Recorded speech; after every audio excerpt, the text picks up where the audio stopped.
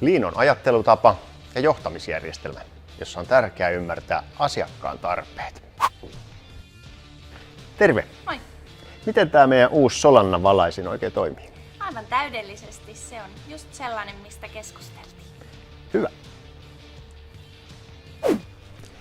Sen sijaan, että ongelmia ratkotaan sähköpostilla tai neuvottelutuloissa, mennään sinne, missä ongelmia esiintyy tai haasteita on, eli paikan päälle.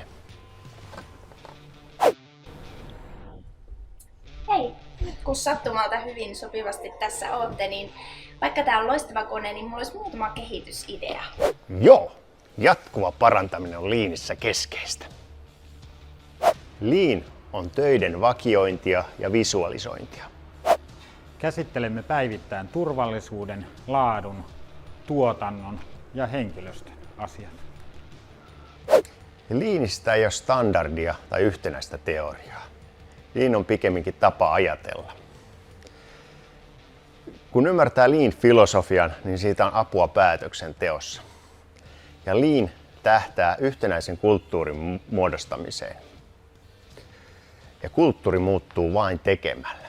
Ja kun Leanissä tehdään parannuksia, niin ei lisätä vauhtia, vaan lyhennetään matkaa.